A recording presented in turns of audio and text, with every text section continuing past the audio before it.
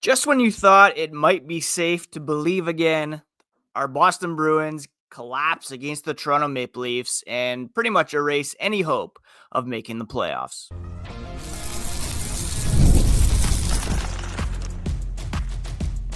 You're Locked On Bruins, your daily podcast on the Boston Bruins, part of the Locked On Podcast Network, your team every day. What is up, Boston Bruins fans, and welcome back to the Locked On Boston Bruins podcast. I'm your host, Ian McLaren, and this is a daily show where we discuss all things Spoked Beat. Today is Wednesday, February 26th, and I want to thank you so much for making Locked On Bruins part of your daily routine. Available on your favorite podcast app and on YouTube. It's part of the Locked On Podcast Network, your team every day. On today's podcast, we are going to break down last night's fairly devastating loss to the Toronto Maple Leafs, a game in which the Bruins had built a 3-0 lead. They coughed that up, went back ahead, and still managed to only come out with 1 point, losing in overtime. Before we get into that, a quick reminder, you can find the podcast on social media at Locked NHL Bruins, and you can find me, my hockey thoughts, dad jokes at Ian C. McLaren. So watching last night's game, I actually missed the first goal because it happened so quick. David Pastrnak scored 29 seconds into the game. I had logged on to one streaming service, found out it was blacked out there, so I had to go over to Prime, where I have TSN momentarily after subscribing for the Super Bowl, and just caught the replay of Mason Lohrei threading a pass to David Pastrnak, who skated in and beat Anthony Stolar's blocker side on a breakaway. He now has 30 points, 13 goals, and 17 assists during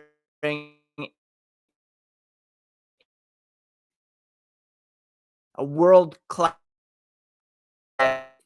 He was surprised it landed right on his stick, and he was happy that he buried it. What a start. Wow. The Bruins then made it 2-0 on a power play goal from Brad Marchand. Morgan Geekie pushed it to 3-0 with his own power play goal. 2 power play goals in the same game in this economy. Unbelievable. The Bruins were playing like a desperate team. They need all the points they can get. They came out. They were heavy early and caught the Maple Leafs somewhat flat-footed, and we're able to take advantage. And at that point, we're thinking, hey, maybe this team kind of has something.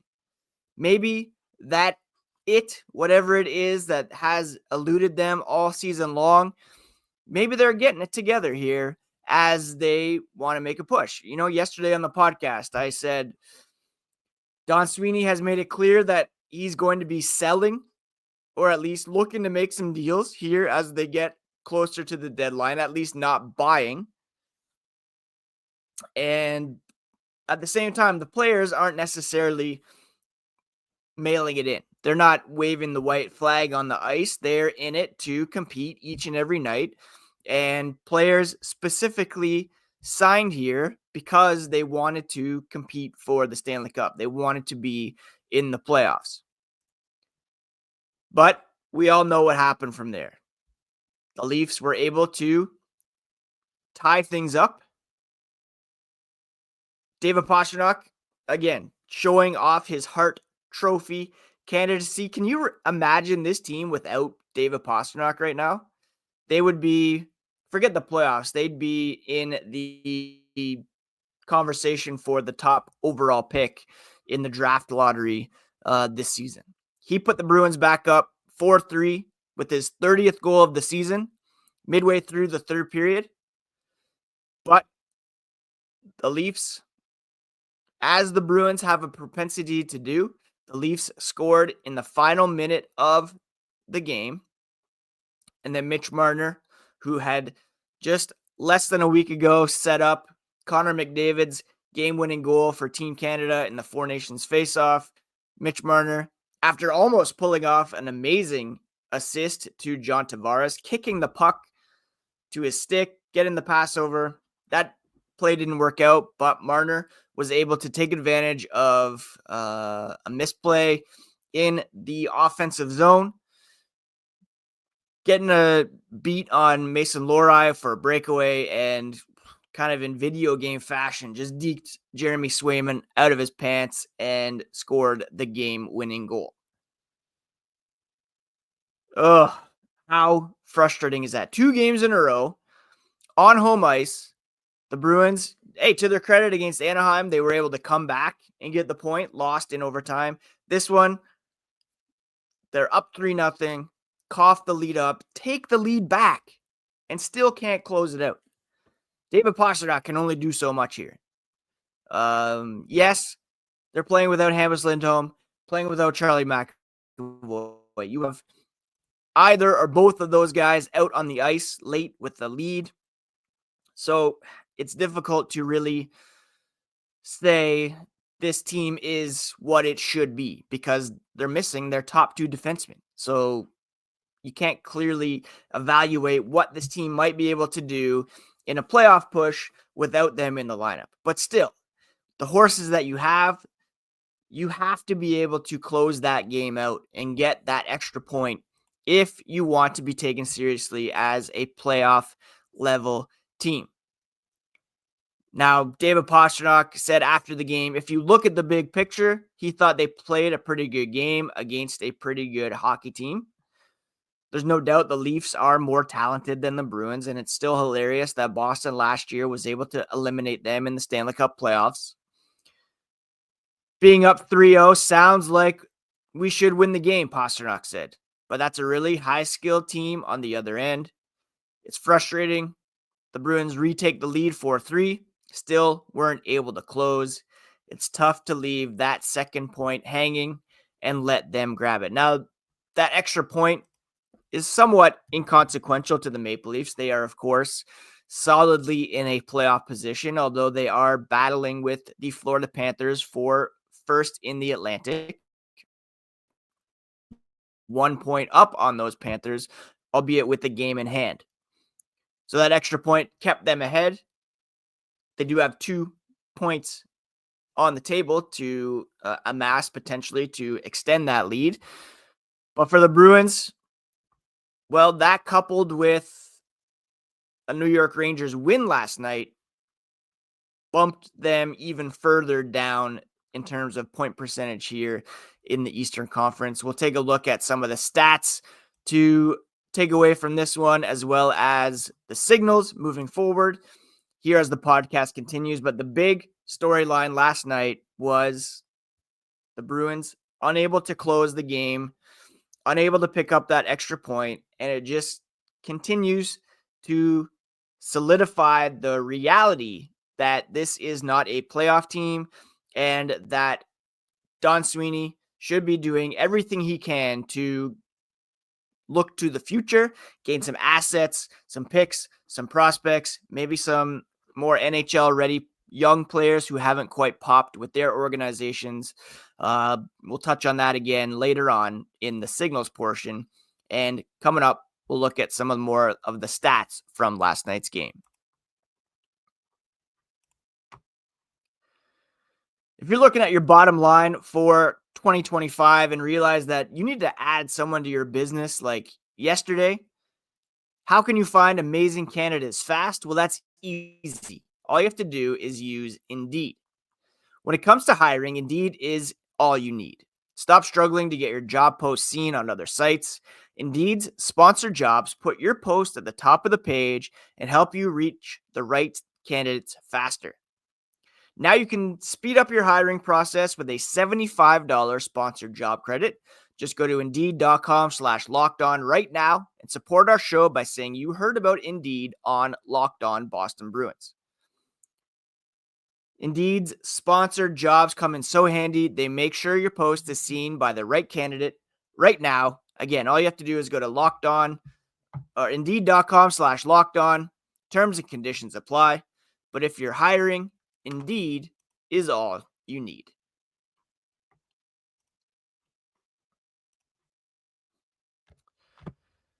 All right, on the positive side of things, as I mentioned, David Pastrnak extended his point streak to 15 games. He's the fifth Bruins player in the past 40 years to have a point streak of at least 15 games, joining Adam Oates, who had a 21-game streak in 92-93 and a 20-game streak in 96-97.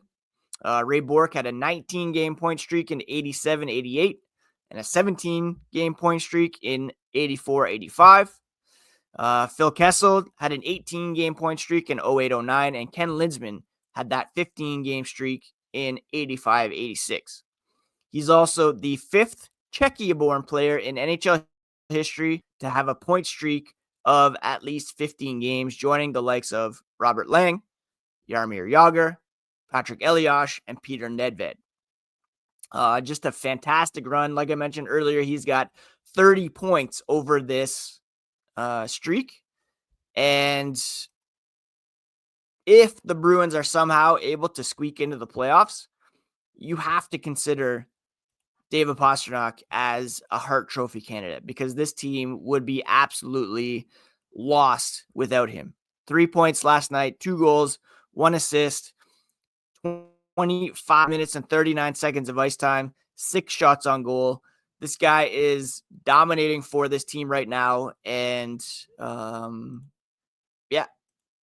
Bruins are so lucky to have him. And this is why you don't go into like full rebuild mode. When you have a player like David Pastrnak, not to mention Charlie McAvoy, Hampus Lindholm on the back end, Jeremy Swayman in net, although, again, another shaky outing for him. You have solid columns to build around, and hopefully they're able to find some better, righter pieces moving forward for this team. Points-wise, Brad Marchand had a goal and an assist, and Mason Lohrei had 2 assists as well. Yes, he does look sometimes shaky in the defensive zone, but this guy is playing at an electric level right now, and 6 shots on goal for him, 3 blocks, a couple assists, and Mason Lohrei is developing into an electric player on the back end. You'll have to excuse some of those misplays because the contributions he makes offensively, very few players can skate and move the puck like he does, and the Bruins are benefiting from it, to be sure. Now, the Bruins in this one did have the shot advantage, 36 shots, 29 for the Maple Leafs. Full credit to Anthony Stolarz, who made some unbelievable saves, including one on Lohrei, although it might have come back for goaltender interference in overtime. A couple, massive saves early on to keep the score even lower, just at 3-0. Despite the loss, he did make 32 saves on 36 shots. 2 of those were power play goals for the Bruins.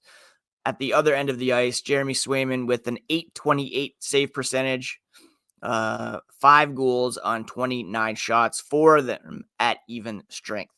The Bruins power play did click, going 2 for 6, and they killed off 3 of 4 penalties for the Maple Leafs. Overall, the Leafs took this season series, winning 3 of Bruins could only win on the first time back in October.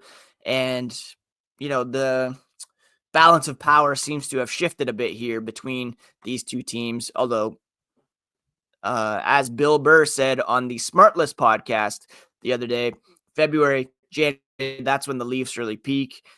First 3 games of a playoff series, they look unbeatable, but then, we all know what has happened in the past. I highly recommend you checking out that episode of Smartless the other day. It was pretty entertaining, especially with Will Arnett on there as a Maple Leafs fan. Now, big picture, the Bruins loss coupled with a Rangers win puts them level at 62 points. So right now, the Bruins are tied with the Senators, who are technically in 9th, with the Rangers, who are in 10th, and the Bruins currently in 11th. They're putting some distance kind of between themselves and the Canadiens Flyers, who are at 500. So are the New York Islanders. Only two teams in the East are below 500 right now. So for the Bruins to jump into 8th spot, they would have to leapfrog the Rangers. They would have to leapfrog the Senators, as well as the Columbus Blue Jackets. The Blue Jackets are currently 8th in the conference in both points and point percentage. The Senators, Rangers, Bruins all on the outside looking in. Senators with the higher point percentage. The Rangers at 534, Senators 544, the Bruins down at 525. Teams are the Detroit Red Wings and the Columbus Blue Jackets. Senators have lost 4 in a row, which has put them behind. The Rangers have won 2 in a row, so they're kind of making a bit of a resurgence. Boston's 2 overtime losses. If they had picked up those 2 extra points, they would be level with the Columbus Blue Jackets in terms of points, but still behind in point percentage. I should mention goal differential right now for the Bruins. They are now second last in the Eastern Conference. And if you look at the schedule in March, they play 14 games, 10 of which are on the road. And they currently have a road record of 9-15-3. So dropping those 2 points at home, where they're 18-9-5, hurts even more when you look at their schedule for March, which is going to be extremely difficult. And with them holding on to their first overall pick, it really could increase their chances of getting a higher pick here in the month of March. Hopefully they can pick up another first or two to build on in the draft this offseason. So those are some key stats to take away from last night's game. We will look at the signals as well here as the podcast continues.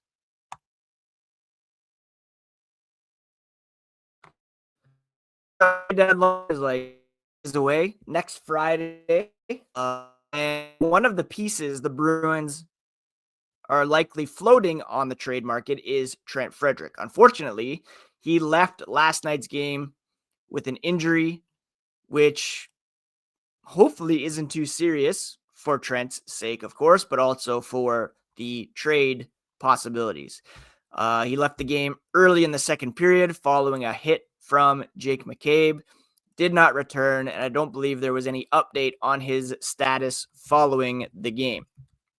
So if he's out for any length of time, then that could put a wrinkle in Boston's trade plans. Now, Trent Frederic was asked about his trade status or his contract status the other day, and he said the following.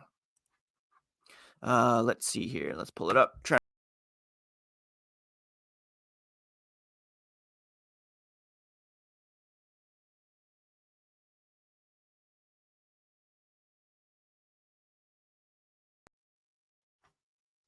There we go. Sorry, not sure what happened there. So, Trent Frederic talking about trade possibilities. Similar to Brad Marchand, Frederic has said that he would like to continue to call TD Garden his home. He told reporters on Monday, this is via Boston.com, that it's his goal to continue playing for the Boston Bruins. He really liked playing in Boston. He likes the guys. He likes the staff. He's obviously aware of the situation, being an unrestricted free agent and not having a deal. He's not oblivious to that. He doesn't think like that, though. He's not going to. If something happens, he will react off that. Now, I would not be shocked at all if Trent Frederic ends up signing with his hometown St. Louis Blues. He had a great output under their head coach, Jim Montgomery, and that's his hometown. The fact that they do not have any contract updates. Haven't really been talking, it seems like. He's really a trade candidate for sure. Like one of the, I would be shocked if he's not traded prior to the deadline. Let's put it that way. And so if he's hurt, then that, puts a wrinkle on things. But just look at last year, the Bruins traded for Pat Maroon. He was injured, so who knows? But we'll have to see here what becomes of Trent Frederic, and we'll keep you updated with any updates on in terms of his health.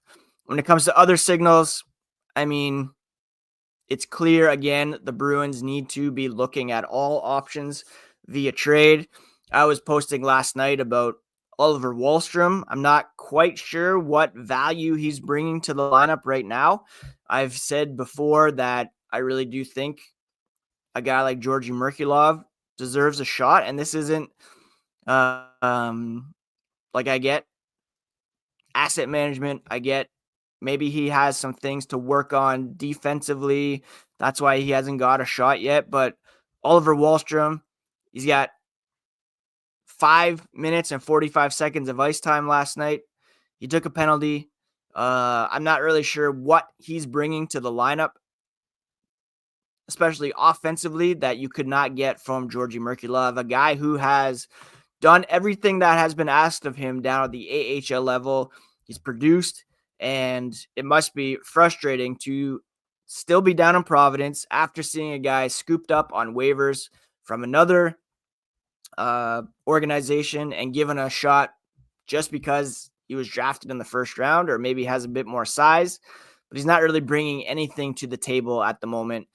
I'm kind of flummoxed there. I know he has to go through waivers, but I can't see anybody picking him up. Maybe he needs a bit of a reset down in the AHL level and build up his confidence down there, because he's not really bringing anything to the Bruins at this point. Morgan Geekie scored again, perhaps raising up his trade value. Now, we've heard Don Sweeney say that they'd be open to getting some young players or guys who have control beyond this season, and Morgan Geekie does fit that mold. So you wonder if they might want to keep him around, especially with the chemistry. Zaka, that's no small thing. What they might have to pay him is another question. Do you want to double his salary? Do you want to pay Morgan Geekie kind of Jake DeBrusk money that he signed with the Vancouver Canucks? Who knows? That might be a tough ask. He is playing very well lately. He's got the scratches earlier this season, so that's a guy to keep an eye on for sure. Those two guys are probably the two that you want to keep an eye on. Justin Brazeau was scratched last night in favor of, among others, Oliver Wahlstrom. They wanted to emphasize speed in that one. Maybe that's why Wahlstrom didn't get a ton of playing time. Brazeau is a pending unrestricted free agent, and so he certainly is a guy that they could be looking to move as well. Just as a reminder, the unrestricted free agents for the Bruins, pending ones, are Brad Marchand, who wants to stick around, Trent Frederic. You also have Riley Tufte, Cole Koepke, and Justin Brazeau. Koepke could be a candidate to be moved, as he proved to be a contributor early on the season. Probably not much of a market for Tufte. Brazeau, I think some teams would be in on. There's also Parker Witherspoon on the back end, and some RFAs, including Mason Lohrei. I don't think he's going anywhere. Geekie, Wahlstrom is an RFA, as is John Beecher. So these are some guys they have to make decisions on. And while Geekie's improving his value, Beecher, he had a turnover last night, took a penalty. Who's the other guy? Wahlstrom. Yeah, I don't know if he's really asserted himself as a guy that should stick around moving forward. Anyways, the Bruins' next game is Thursday at home against a hungry New York Islanders team. They're still kind of kicking around. We'll preview that game We will bring you all the latest on the black and gold because that's what we are all about here on the Locked On Boston Bruins podcast. Do follow along on YouTube at Locked NHL Bruins for all the latest. If there is a trade, I'll be sure to report on that. Any injuries. And do also follow along at Locked Nie Bruins on social media, at Ian C. McLaren for hockey thoughts, dad jokes. Joe Sacco, according to Ty Anderson last night, saying it's not a devastating loss. I don't see how you could look at it any other way. You have to get those extra points. You have to hang on to that 3-0 lead. There's no moral victories for just getting a point against a team like the Toronto Maple Leafs. All right, that's today's episode, my friends. Do check out on your favorite podcast app and on YouTube. It's all part of the Locked On Podcast Network, your favorite team every single day. Take care of yourselves. Take care of each other. We'll talk to you again here tomorrow.